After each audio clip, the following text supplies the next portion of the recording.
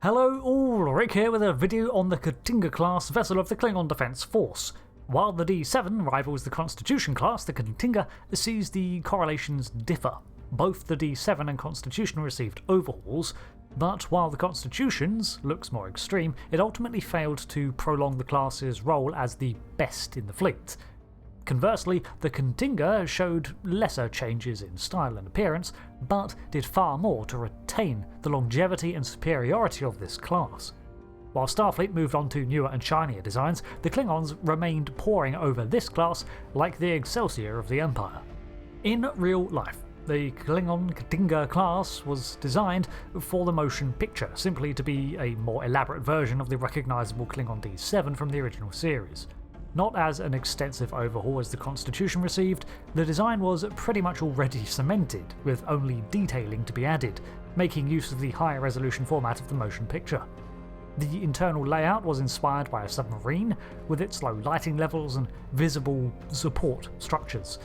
For a while it was not mentioned as a different class, but later canon established a difference between the D7 and the Klingon. However, the two terms were frequently conflated and models confused during filming in various series, so just as the behind the scenes, the two classes are often combined by terminology. So, the Klingon D7 was the pinnacle vessel of the 23rd century, with models lasting into the early 24th through numerous revisions and overhauls. The Klingon Empire has a different approach to ship construction than Starfleet. The exploratory organisation of the UFP tends to create many varying classes as the needs arise, or a gap in the fleet is noticed. This can be seen to be an evolution of the sheer number of responsibilities Starfleet has, not only as a defensive armada, but the primary exploration arm also responsible for diplomatic courier duties and general operational work of the Federation. It has a lot going on, and its extensive catalogue of ship designs reflects this. Recently, Starfleet has even begun repeating designs to match older mission profiles, but in general, a need is identified, then a design created or adapted to fill it, giving rise to a new class of starship. However, the Klingon philosophy seems to be to create a design that works, then overhaul or replicate it with various iterations, each slightly adapted to fulfill a different role. The two most iconic examples of this are the Bird of Prey and the D7 battlecruiser.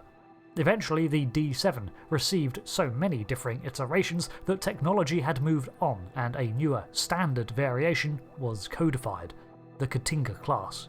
Therefore, much work on creating the Klingon had already been completed, and the field testing been over the multiples of D7 designs already in service over the preceding decades. It was the Klingon subclass that was selected to be the basis for the next wing of Klingon battlecruiser, so the Klingon began with that ship's schematics.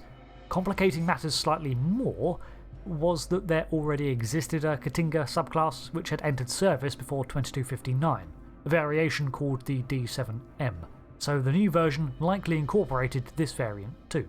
After all, this whole project was to bring the multiple variations of the class back into line with the new standard and update it. Work began on construction in 2270 at the Kronos Orbital Facility, with new iterations and fleet-wide overhauls every 15 years or so. Unfortunately, some of the first of these were lost when they decided to fire on Voyager in 2273. Literally, Klingon scouting missions seem to be poke it with a stick and see if it responds. If it does not, beat it with the stick until it does. That being said, they are generally far more brave and reckless when it comes to exploration, launching several of these ships into deep space with cryogenic stasis on board or generational missions in mind. I should do a video on the differences between Klingon and Starfleet exploratory doctrine. The Klingon was larger than the original D7, at 349 metres long, 252 wide and 98 tall. The class housed a far greater crew complement, almost double the standard D7s with 800. It had a mass of 760,000 metric tons. The Klingon had a more refined warp core too, still the matter-antimatter variety, and it had a maximum warp speed of 9.7 which it could hold for 15 minutes, with a safe maximum of 7.9 and a cruising speed of 6.3. These are from the newer scale of warp factors, taking from the end of the Klingon's production. The impulse engines were relocated from one central segment to more spaced apart, but were basically the same. It could cruise at 1/3 the speed of light and capped out at a subwarp speed of 0.87 light speed. The armaments were overhauled extensively, with a greater focus on cannons than the disruptor arrays of the D7. It had 6 Type 4 WPK D8 cannons and 2 Type 3K main cannons. It was armed with 2 KP-3 series photon torpedo launchers, and there was one fore and one aft. Klingon-issue photon torpedoes were generally more powerful than Starfleet designs, or rather, could not be dialed down as far. The Klingon computer core was an optical processor-based one, and it was the first proper D7 to be equipped with the Romulan-traded cloaking devices, which replaced the inefficient cloaking screens that had been more common in the decades before. These emitters were lining the neck of the vessel, a direct incorporation of watching what the Romulans had done with their own Stormbird subclass D7. The extensive hull plating was added too, giving it greater survivability and frankly style. The plates were arranged to resemble bladed wings, something which was awesome. The Katinga actually stayed in service and production until the late 24th century, thanks to continual refit programs that saw the design revised and updated every 15 to 20 years. Therefore, a new Katinga subclass was put out, repeating the fate of the original D7 with multiple variations of the same design.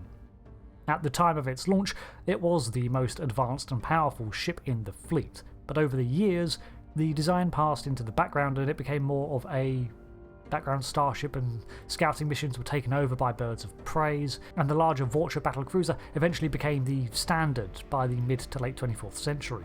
If the D7 was the rival to the Constitution, then the Katinga was the Excelsior of the KDF.